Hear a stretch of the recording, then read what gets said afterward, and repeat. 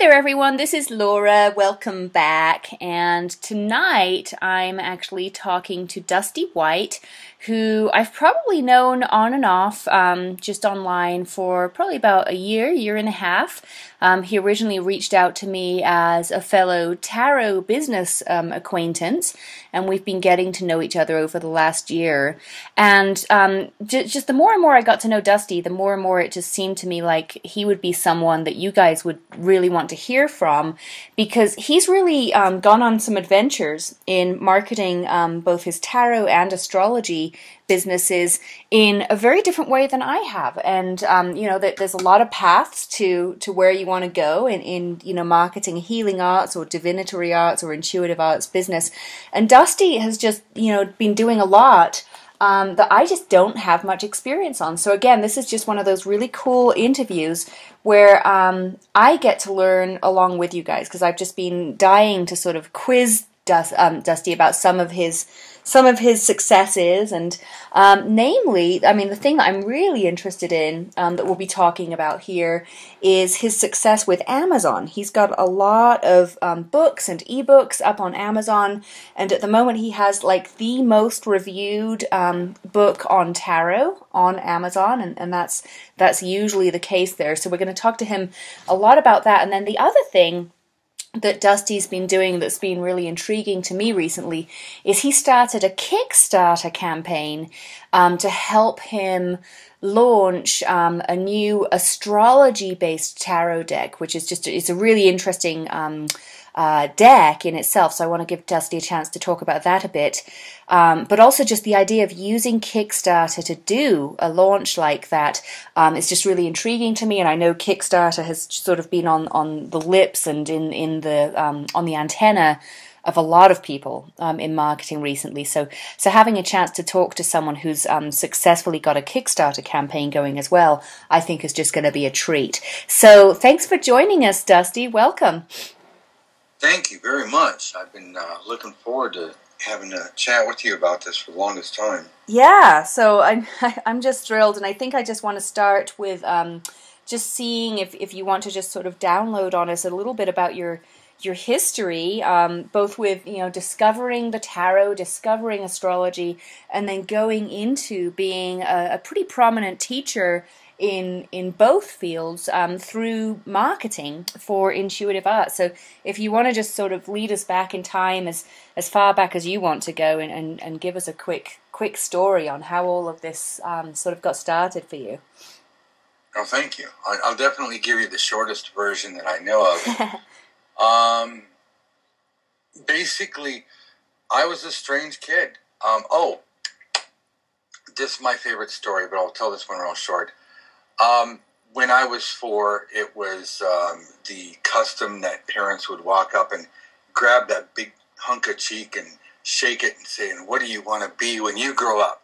And I didn't know, but there was a triumvirate. It was like, you're supposed to say, "I'm going to be a fireman, I'm going to be an astronaut, or I'm going to be a policeman." And of course, then the parents would go, "Don't you want to be the president?" And nobody ever told me that. I kind of had to figure that out afterwards. So one day they asked me, and they're like, "What do you want to be when you grow up?" And I just said, "A wizard." And the look of shock and horror on a person's face made me go, fireman? And they patted me on the head and said, yes. So I don't really know how much I knew back then, but I just had this sense of who and what I wanted to be. Yeah. And I was very fortunate. Around age 11, I really got into studying the tarot and astrology in very limited amounts. Not only I was an unsupervised child, but it's not really like there was a whole bunch of books out there like there are now. Yeah, I just want to ask you, what sort of information on the tarot and astrology did you manage to get your hands on as an 11-year-old?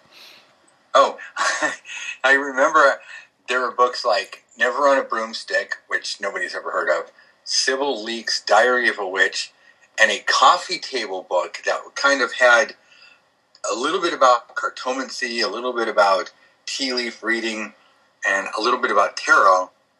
But as much as I shouldn't admit this, I wasn't exactly the best pre-teenager. I found out that my next door neighbor had some connection with a mystery school, and kind of stole a few of his lessons, and just, read till my eyes bled, stuff that I have not seen to this day. I really wish I knew the name of that mystery school. I'd go back and apologize and say, sign me up, sign me up. But it was all about developing your psychic abilities through very carefully calculated exercises. And it's funny because I guess that's where I got the whole idea of exercises for the tarot, as far as just developing the skills. Yeah. So, of course, I wanted to be a wizard all my life, so I did the natural thing. I ran in the opposite direction and said, I'm just going to go make a lot of money, and wasted my 20s. I kept reading and doing astrology. That was just something fun.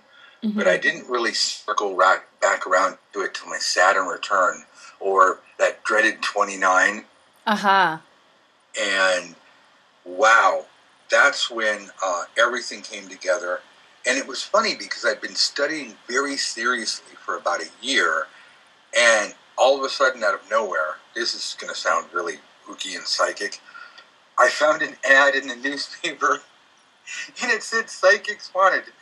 And I looked at it and said, that's just too good to be true.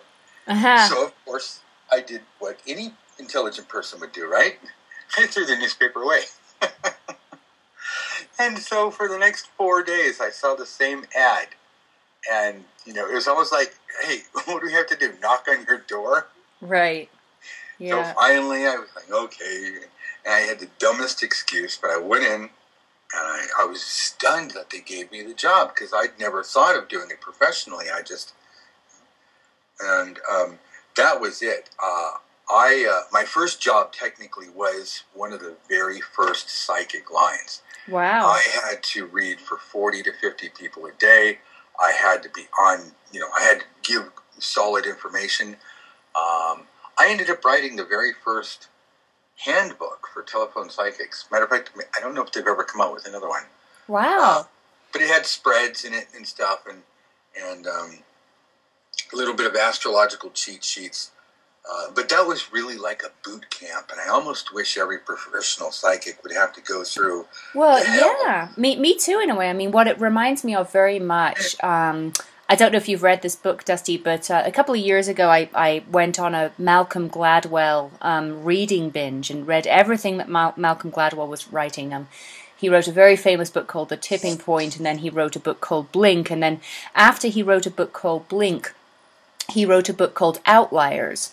And Outliers described how, sort of uniquely the best people at in whatever industry became uniquely the best in their field. And the one thing that he was finding that most people who were really the best at what they did had in common is they all had around about at least 10,000 hours of just solid immersion in whatever their field's expertise was going to be. So, he talks and he tells the story of the Beatles going to Berlin and getting their 10,000 hours as a band in Berlin. And it really seems like you got your 10,000 hours in psychic readings in a way there.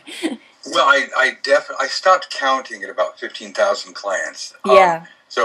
You're absolutely right. It was fun, then it wasn't fun, then it was, how you paid the rent, and then I started writing, and that brought it all back to life, and it took a long time to get here, but I'd like to think that I'm at a point where I'm just really happy to help people. And I know that sounds really sappy, but I am. I think I've enjoyed enough life to say, you know what? I like to do this for a while, just kind of help people and see how that all works out. Maybe in a couple of years I'll get selfish, but for right now I'm good with it. Yeah. Yeah. Yeah, so wow, what a cool story. So from there you got into obviously at some point you went your own way because you don't work for a psychic hotline anymore, do you? Oh no, I worked for several agencies. I worked for a couple of psychic hotlines. I worked for a Beverly Hills agency where we read for the rich and the famous and whatever. And of course, I did all the things where you read at parties. So kind of been around the block. Yeah. I don't know if that's a good thing, but nonetheless, here I am. Right. Yeah. So, I mean, the thing that really stood out when I first, got familiar with your work was how many. I found I looked you up on Amazon, and you had all of these little niche books in astrology up on Amazon, and quite frankly, I know a lot of people who are authors, but I've never really come to know anyone in our field of sort of tarot and astrology. Who has quite the prolific presence as an independent author that you do, or you seem to on Amazon. And I'd love to just hear your story about how you got involved in Amazon and just sort of the methods of getting literature up in those quantities. And that whole thing is just so new to me. So I'd love to hear more about that. Well, I love Amazon. And I have a dirty little secret. I wrote my first book literally in a trance. I was at the Beverly Hills agency, and I was just had everything going for me. It's one of those times in life where you're just really lucky and you don't realize what you got. And the short version is my fiance dumped me and went to Canada, all in the course of a week. And we had one of those relationships where we never argued, so it kind of came to me as a surprise. Right.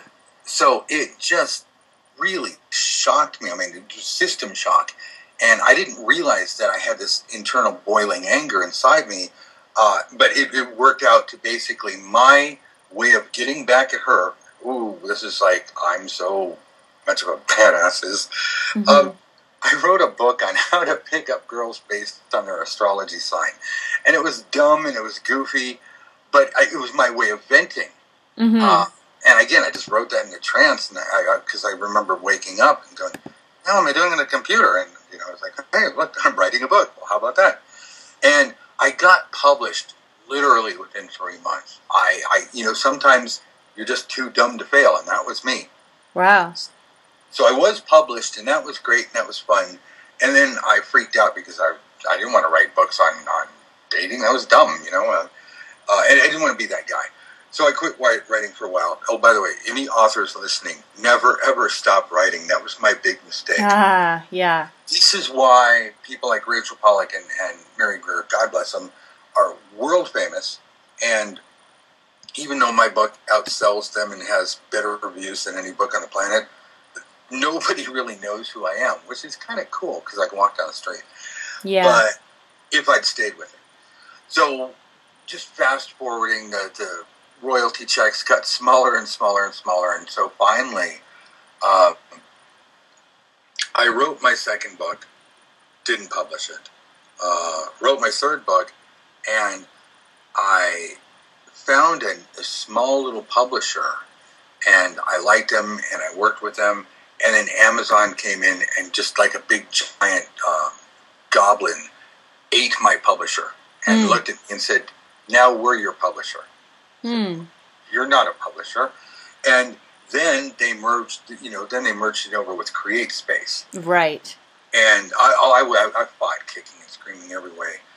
But between you and me and the fence post, rather than the 5 to 8% of net that I used to get, getting 35% of gross is kind of nice. And that's what's happening now. Yeah. Oh my God. My books are in bookstores. Like I said, #1 tarot book on Amazon. Not to brag, I'm just very, very lucky. I've been very lucky that people like it. The thing is that DIY doesn't mean you have to, live out of a trash can or anything. And I have had the good fortune to be published and to talk to lots of agents and find out the good and the bad and the ins and outs of marketing and book marketing and book publishing. Right. But I could tell you what works for me if you want to know. I mean, if we just want to get right to, Come on, you hippie, tell me what works. What actually works, yeah. Yeah. I made a little list, though. Sorry, I got it on paper. Oh, cool. Obviously, and you know this, Laura, you treat your readers like family. I love my students. I love my students in ways that is unholy. They're the best people in the world because I don't have to have a job thanks to them. Well, my job is obviously not going out and punching a clock. Probably my number one secret, and I didn't really notice how much of a value this is until my 7th book, which is really sad. An expensive editor. I have a U.S. Army Master Sergeant as an editor. I call her Satana. She is mean, and I'm a former Marine, but we will go toe to toe. You're changing that word. No, I'm not. But an expensive editor keeps my writing style, but she makes my books just shine. So absolutely, I have to say, even if you're published, if you have your own editor, do your best because you get more control. You write the book that you write, not that somebody else comes in and goes, okay, but as far as just let's straight on how to make money. Certainly writing the best book I can. I know that sounds hokey, but it really pays off in the long run because that's why I have, the best reviewed book. It's because people actually like it. Book reviews on Amazon really sell. I don't mean go... I hope to God there's not a service where you just buy book reviews like you can buy likes or something. I think you actually have to earn them. But, if you have people who are into your subject matter and you just tell them, you got to believe in your book. Right. Look, just be honest. Just get out there and I'll give you a book, but I'd like you to tell people what you think. And I prefer real life reader reviews. Right. Than critics, because a lot of the critics can be bought. I know this. It's a dirty little secret that my book publishers try to get me in on. Hey, $1,000 to PW, or oh my God. Anyway, I won't say who PW is because I don't want them to get in trouble. If I were to sit down with an author and say, "What's the one thing you can do to really make sure that you're going to be, famous and pay your bills," is I'd go into Amazon Central and I would optimize everything.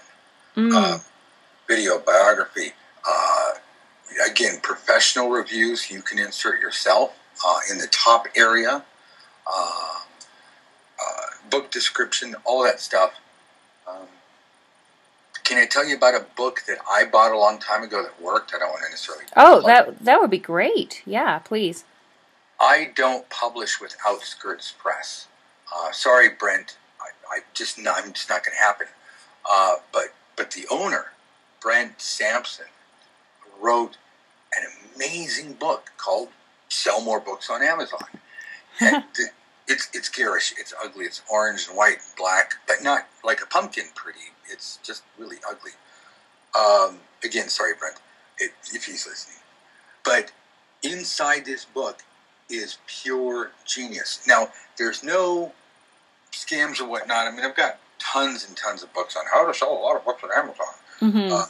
But this was the book. It's like $15. It's paid for itself 1,000 times over and more. It may seem a little outdated at this point, but the core is list manias. What are the other ones? The guides. So you want to guides. I don't know if they call them that anymore. Write lots and lots of reviews for other people and be generous. If I don't like a book, I just won't review it. Yeah. I wrote a really scathing review of a book once, and then it deserved it. And I just felt so bad. I had so many people saying, "Yeah, this is a good review," and I just deleted it because I realized that the author, and this was a huge published book. This is This was something where, a big publisher was behind this book. It wasn't by Joe Schmo. And I think that's what really bothered me. But I ended up deleting it because I felt like I was literally going to the author's house and punching her in the nose. Yeah. Yeah, there's a real energy behind that, and I'm really glad you brought that up, actually, because we're all fairly, we get to see a lot of each other in the social array of the tarot world, especially, and oh my goodness, the only time that I really see like massive friction in that world, which I'm not a fan of massive friction. I'm a fan of collaborative stuff.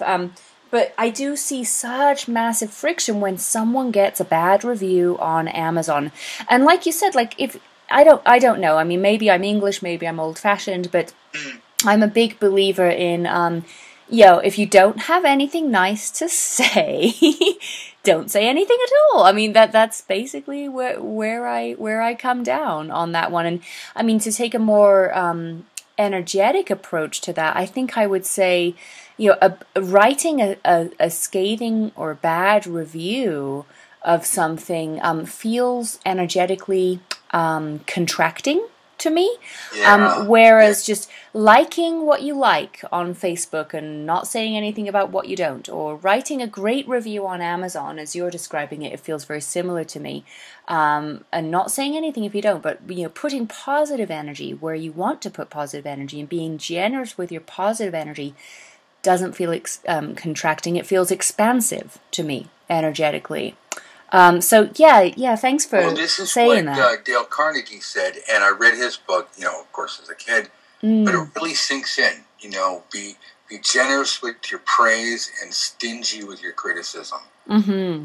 Yeah. Especially because I realize sometimes I don't know what I'm talking about, and I certainly don't want to go mouth off and find out afterwards that I was totally wrong, and then all this damage I've done. Mm-hmm. Yeah. Yeah, that makes a ton of sense to me. So this book that tell us the name of that book, the ugly book that's a gem again, one more time. I think it's literally just called Sell More Books on Amazon. And who's the author? Brent, Brent Sampson, Sampson. Okay. And one thing that he taught me, his book taught me that really worked was I did a lot of honest reviews. And again, I like writing about what I like. And I really don't want to write anything about what I don't like anyway. So that works out even nicer. And it makes me happy because I don't have to think about what I don't like. But it's ethical to put in your name. I mean, Amazon says, hey, put in your name. And if you're somebody, put in somebody. So I put in Dusty White, author of blah, blah, blah. And I had a lot of people read my reviews. Fortunately, I've since then been invited by Amazon to become a buying reviewer, so I get more exposure. But people would see my reviews, and they'd look at my little tagline and click on it and check out my books. And I don't know if being a published author made me, gave me any more credibility. But I certainly, have been getting love there. I did want to say what really seems to help on Amazon, and again, everything in that book I would go with. There's some other books I probably just won't even write. Again, I just won't even tell you about the bad books. Just avoid them. Psychically know which ones to avoid. I'll put it this way. If it really looks too good to be true, trust me, it is. I've read the book. But podcasts. Now, I know you've got a lot of blogs, or not so much like a lot of blogs, but that you are much more into blogging. I have not really had a lot of great success with blogs, but I have a few podcasts, one with 100,000 listeners, and it's not like I'm selling anything. It's just a goofy little podcast I make, but this is what I recommend to people is, if maybe a blog, maybe a podcast, maybe a video or a set of videos. I come from the school, and again, this is going to sound hokey, but it really works. Give until it hurts. and then give some more. I love getting up on my little podcast and my little half-hour show and just dumping all the information I can think of at that time. And then, there's a structured order, but generally I like to put out regular information. And as far as advertising my work, every once in a while I might say, hey, check out my site or check out this book. But that's pretty much about it. Because I know that when I'm listening to something, I love webinars. I love going and learning stuff. Mm-hmm. But I don't want 90 minutes of pitch and 10 minutes of actual material. Yeah, if you're going to do a show, make it a real show, not a fake show. Make it content, make it useful, and make it sincere. People can smell something that's sort of falsely created just as a false platform in order to buy something, and that's more obvious in today's formats, I think, than ever. I mean, what podcasting platform are you using? Blog Talk Radio? What are you using for your podcast, Dusty? I did some stuff on Blog Talk Radio, and it's easy, but I just didn't like the quality. Mm-hmm. The sound quality bothered me. Oh, that's right. Yeah. For me, I just use a service called Podomatic, Podomatic. There's no hyphens or anything, okay. And it's free. You can put your podcast on there for free. They will take it over to iTunes and get it all set up, and then if you want to kick in maybe $10 or $15 a month, then you get more bandwidth. And as far as promoting, I used to look at Podbean and a lot of the podcasting promoting services, and it's too bad the podcasting directories are kind of gone. Podcast pickled, and just not quite what they used to be. But if I can promote a free service, it's feedshark.brainbliss.com, or just type in FeedShark podcast on Google. You'll find it. And this is my secret weapon. Every time I do a blog, every time I do a podcast, I just go there, and it's a page where you fill in your URL, the RSS, whatever that is. It's a big thing with a thing. Mm-hmm. And then you click a couple of boxes. You punch one button. About 30 seconds, and your podcast or blog goes out everywhere. And again, I'm picking up, let me put it this way, a podcast that I totally forgot about that I had. I picked up 13,000 new listeners this year. I haven't even put out an episode for a year and a half. Wow. So I probably should, to thank the 13,000 new people. But this is, I don't say this because, I'm special, and I know people have millions and millions of listeners. I got my little tiny podcast, but this is all free, and it works. And I just want to show you, because not everybody has a whole bunch of money to blow on stuff, and if you are just starting out, or you just don't have any money to spend, do exactly what I said, and that'll get you really up and going at no cost at all. Right. Yeah. Oh, that's great. And yeah, and just again, guys, it's just such an incredible platform. Just in just checking out Amazon and what Dusty's doing on Amazon, and what an amazing, free platform, essentially, that, you have something for sale right on in the terms of Amazon, and you get a really spectacular commission if you choose to go with Amazon Create Space, as, how you put that out now. And then can I throw out a few more things real quick? Yeah, sure. Create Space, again, I'm sounding like a Create Space whore. The Kindle ebook with the KDP Publishing, and the free promotion, crazy.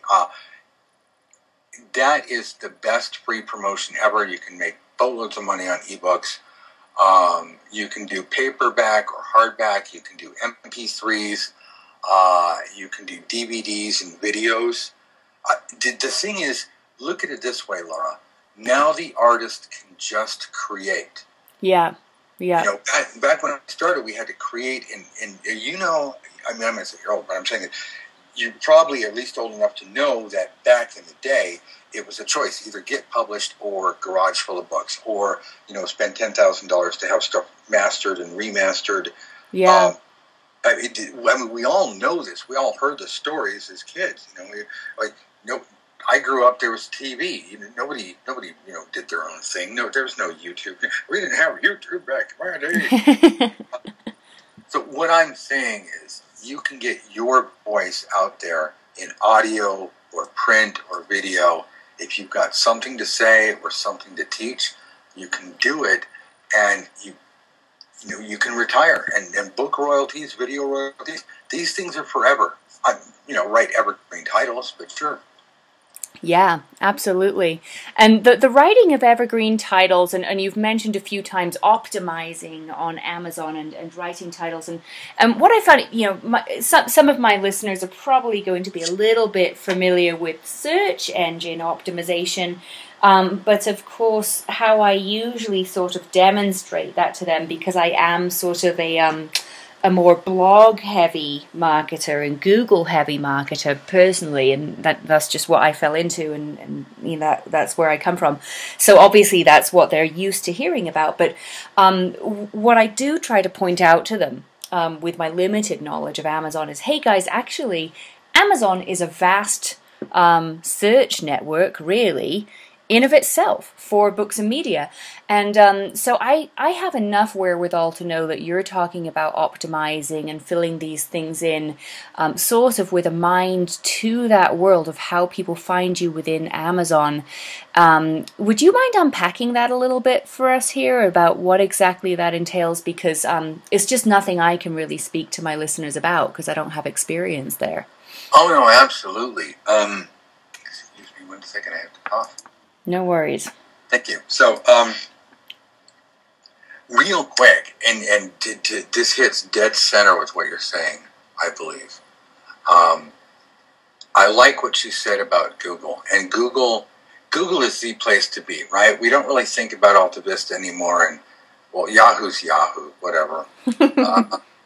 And I think there's Microsoft is some kind. Microsoft keeps changing the name of their search engine. Yeah, it's been Bing for a while, but Google's really the big name there, right? Yeah. Right. So everything is focused on Google. I mean, if you want people to come see you, right? Right. In the same way, I focus everything around Amazon. Mm-hmm. The more money I make for Amazon, the more they promote me. The more love I give them, the more they help me become a bestseller. Mm-hmm. So I have no problem getting in bed with the 800-pound gorilla that is Amazon and saying, I will be more than happy to send my people to Amazon. Buy my book, check out the page, see if you like it. Take a look at my reviews. I'll put my videos up there. Because the more I funnel to Amazon, the more Amazon's just a giant computer. And when the computer says, hey, this guy's pretty hot, Amazon's computer wants to make money, they will boost me up. And I love that. It's like having a very, very rich uncle saying, here, why don't I promote your book for you? So a lot of the hard work is done. Again, if you do, you might take a weekend, do the entire Amazon Central thing where you go into, there's something called Author Central. You look it up, you just type Author space Central space Amazon, and it'll magically take you to the place. And you sign up. And you just fill in every little bit of information. And then, as you would know, Laura, you go back over it 2 or 3 times, and you use the least amount of words necessary to convey what you want. Now, I may not be the best at doing that, but you write honestly, you write personably, and Amazon takes care of the rest. Now, when you are on Amazon, by the way, Amazon rankings, Amazon shows up in Google along with, if I'm not mistaken, a nice little blurb about your book. About whatever your product is. Amazon is trying desperately to stop being a bookseller and just being an everything seller. Right. If you have something They want to sell it for you. They just went into a competition with iTunes. I can buy music on Amazon now. Right. Yeah.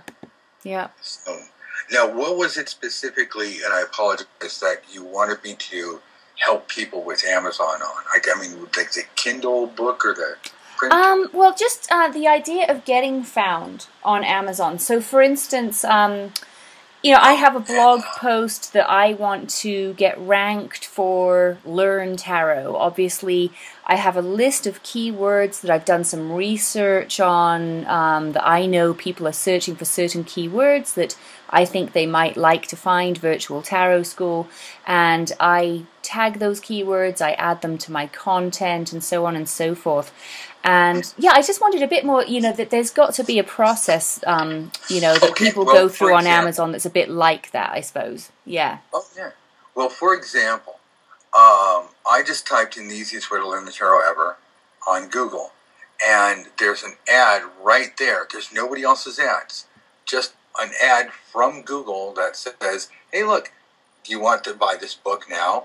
And Google has an ad for Amazon right next to all of my listings. Right. Yeah, because Amazon markets for you. Yeah. So Google will do an ad for me at no charge. That saves me on, Google AdWords. Right. Yeah, you don't have to run those because Amazon runs them for you. Yeah. And it's got a nice big picture. Oh, okay, so yeah, I don't know. I guess it is, I got shopping.google.com and then amazon.com. But either way, that's nice. Now, what I would do is the list manias, the writing reviews, and helping other authors and doing the guides. Mm-hmm. All of these lead back to your product or products, books, DVDs, orange juice, frozen concentrate, whatever, and your author page. Mm. You can, with one little click, you can have your blog or blogs show up on Amazon so that you can, now let's say, Laura, you write, if you put up some of your books or work on the tarot on Amazon, whether you want to do the full print book or you want to do a 99-cent ebook or something just to get your presence up there, you can, with one click, take a tarot blog and have it appear on Amazon. Now, it not only appears on Amazon, but then that goes back to Google as a totally fresh link. Mm. So you have your direct link and your link to your Amazon blog, your blog through Amazon, that doubles your exposure on Google and crowds out some of the other market. Yeah. But let's say you had another blog. You could link that to a totally different book. So you don't have to have all your blogs coming on the same page. Right. Yeah. So you could niche it out. Does that make sense? Yeah, great. Oh, I'm liking what I'm hearing because there's a great search strategy that you can implement as an Amazon author and reviewer, and it's also a social media strategy. It's like a little social media world unto itself in there. So really cool stuff. Yeah. Thanks for. I know we want to discuss Kickstarter too, so thanks for telling us all about the world of Amazon. It was really, really cool, really helpful stuff. So, like, the cool thing that we finally connected and actually started talking in person about that Dusty's had up his sleeve for a while now is a project that combines astrology with a new tarot deck that Dusty is getting funded now through Kickstarter. So I want to give you a chance to talk about that, Dusty, and talk about the Kickstarter campaign. Do you want to just really quickly give us a bit about how you got started on Kickstarter and your experience with Kickstarter? Because that's just something else that I haven't had a chance to play with yet. So yeah, I searched Kickstarter for 6 months. I'll let you give out my email address if you want. I won't put it out, but if anybody wants to ask me questions, no charge. I mean, seriously, if you have a Kickstarter project and you want to know what I know, I will be more than happy to tell you. But in the meantime, there's a podcast. There's only one Kickstarter podcast, and it's called The Game Whisperer by Richard Bliss. Now, he deals with games, but he has about 65 episodes all about how to make Kickstarter work. Wow. He interviews people who've made millions. Some people made 2-3 million literally off Kickstarter. And it's great because he's got nothing to sell. He just loves games, loves talking to people about how they did it on Kickstarter. And I've learned so much from that. Wow. There's science to putting your page together. But you know that because, it's nothing different than internet marketing. Wow. But yeah, to have a resource like that, I had no idea that existed. So, specific for Kickstarter, that's fantastic. So, yeah, guys, this interview that we're doing, I was expecting to have maybe 1 or 2 resources under here for you, and obviously the one that I want you all to go to is dustywhite.net. But my goodness, I'm just going to make sure that I also link up all of these other amazing resources that Dusty's given us this evening in here. Brent Sampson's book. Can I throw out a couple more things real quick? Yeah, absolutely. Just to help your people. Okay, because a lot of people don't notice, the difference between places like Kickstarter, Indiegogo, and FundMe, Kickstarter is all or nothing. If you're at a point where you need to raise X number of dollars, otherwise it's a fail, I would go with Kickstarter. If you don't raise it, okay, but at least you don't get halfway there and you owe everybody something. Got now, it. Let's say you're flexible. You'd like 15,000, but 5 will work. I would go to Indiegogo.com, INDIEGOGO.com. Uh-huh. It works just like Kickstarter. Everything you learned on the Game Whisperer podcast works. The difference is there's no minimum with Indiegogo. If you're just saying, hey, you know what? If I get $2,000, that's $2,000. And again, you're not just saying, please give me. You're giving people a chance to be a part of history. You're giving people a chance to pre-order something or to really help out a cause. Or you're giving them exclusive stuff like signed copies of things. Right. But if you don't have a set minimum, because some of your listeners might be saying, well, what if I don't make it all the way? Indiegogo is definitely a place to be. GoFundMe is another one. But those are the top 3 that I would like to recommend. Dusty, this has been fantastic. Thank you so much for all of this. And let me tell one last thing. Sure, go for it. Yeah. I used to own an herbal candle manufacturing company called Fairy Spell Candles. We made pretty much, what I can see, the best herbal candles anywhere, at least in America. I can't speak for Europe because I hadn't been there. Everything was handmade. It was a wax tea with herbs, the proper herbs, of course, and we just cook them in and soak them in. We didn't just throw some herbs in at the bottom. The candles were all wrapped with handmade spell paper with the herbs and everything. We really went all out to do this. So it was always on a low profit margin. Well, something horrible called 9/11 happened, and even though it was in California, all the major retailers who were buying from me just contracted. They sucked up like a raisin and took their money with them. And I just couldn't survive. The point was that it got to the point, I'd been a professional psychic, and I'd owned my own magical candle company. My resume looked like a joke. I got turned down by McDonald's. Mm-hmm. I'm going to laugh about it now.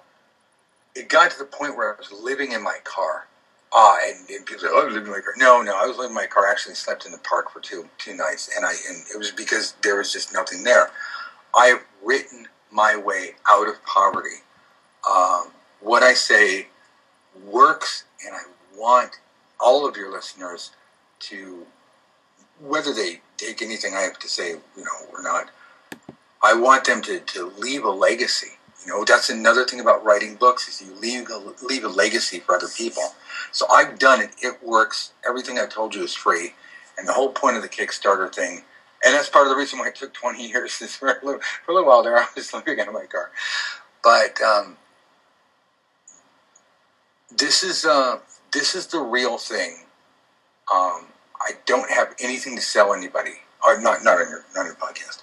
I just really want to help, and I hope that your listeners will take all this information and make great things happen with their life. Oh, thank you so much. Yeah, and the thing that I think I really vibrate with, probably more than anything else, with you, Dusty, is that you've had tremendous success with what you've been doing over at Amazon, for instance. Very, very successful.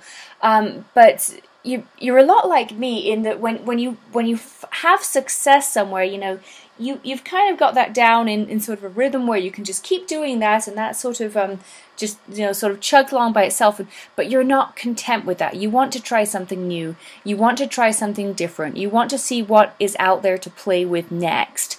And that's what I'm seeing you do with Kickstarter. It's like you hadn't done this before, but you dove in and you found the best resources you can, and you're making a go of it because otherwise life isn't an adventure. You get stagnant if you just keep doing the same thing over and over and over. I'm prepared to fail spectacularly. I know we're going to make it, or I'll flame out in a big way, and the world will see, and I'll be fine.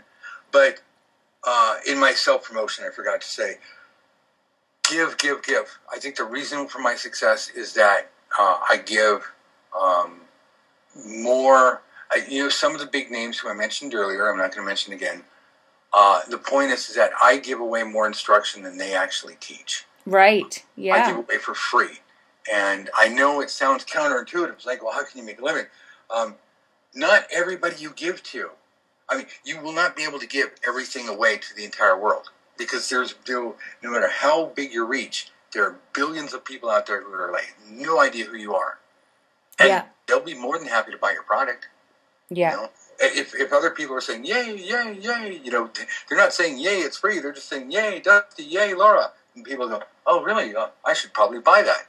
Right. So exactly. It really does work out.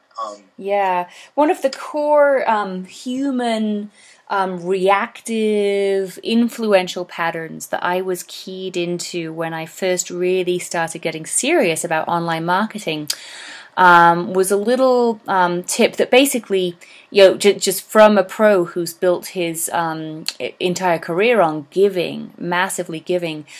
He's basically saying the same thing you are. And that was my first mentor in the marketing world, Brendan Burchard.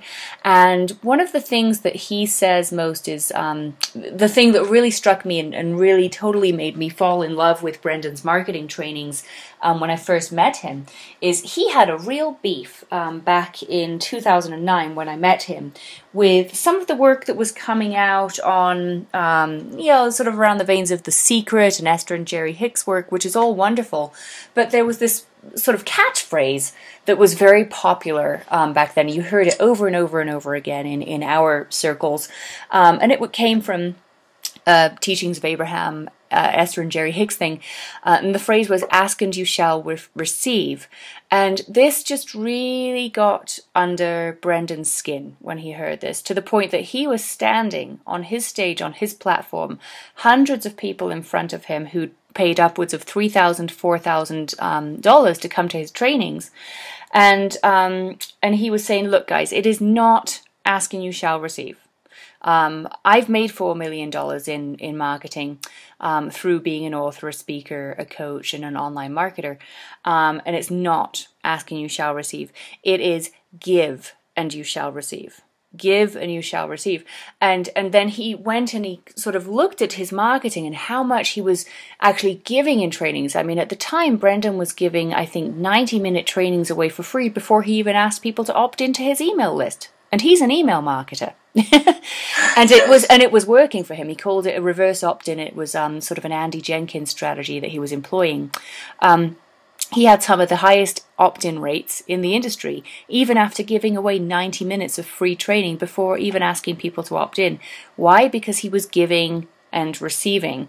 And he explained it as basically, look, the more you give people, the more you give them a chance to like you and like your work. And a core drive for people when they find that they like something is it basically their dialogue to themselves is, well, I really like that, So I want more. Like this, want more. So it actually works in your favor to give away like an amazing amount of training, and so that's not just sort of Dusty's philosophy on life and you know, sort of a fluke that it's working for him. Some of the best internet marketers out there are all about this. You know, Frank Curran, I studied with Frank for a while, and you know, at his you know, the most, you know, costly training I ever went to with Frank was a $10,000 weekend. And the one thing that I wrote away and became so important to me from that weekend that I actually had it as a like post-it note on my fridge for a year was he said at one point, practice random acts of coolness to your list. You know, and practice random acts of coolness. And he was talking about just sending out random, cool, free stuff, free training to your email list. So this is, you know, this just in from email marketers as well. You know, Dusty's done really well in the publishing world, but this give and you shall receive concept goes beyond that. It goes into any marketing you do.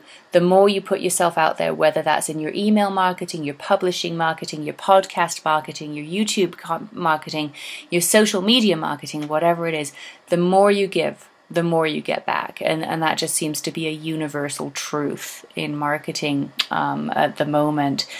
So that being said, oh my goodness, well, we've got about an hour of really good content here to get out to people, Dusty. So wow, thank you so much for sticking with me for an hour. This has just been a wealth of information and advice, and I hope you guys can tell that, you know, it's just coming from such an amazing person as well. So thank you. I want to thank you, Dusty, for just being just an amazing, positive, bright light in a couple of my worlds, not only my marketing world, but my tarot world as well.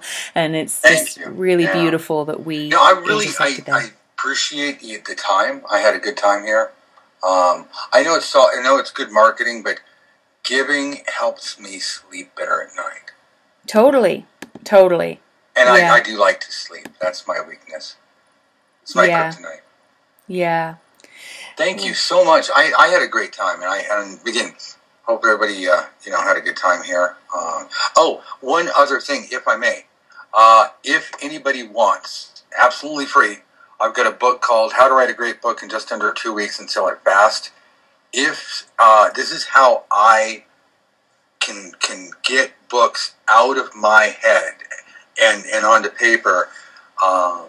I've seen other people sell this stuff for $750, but if any of your listeners wants it, just tell them to write you, and I will make sure it's free. It's just a PDF at this point. Great. I haven't updated it in years. But the techniques are second to none. Great. And it's free. So, I mean, if it helps anybody, great. Well, I tell you what we'll do with that. I'll just I'll pop in a little link for people here that if they want your book, they can they'll see where, you know, if they want that PDF.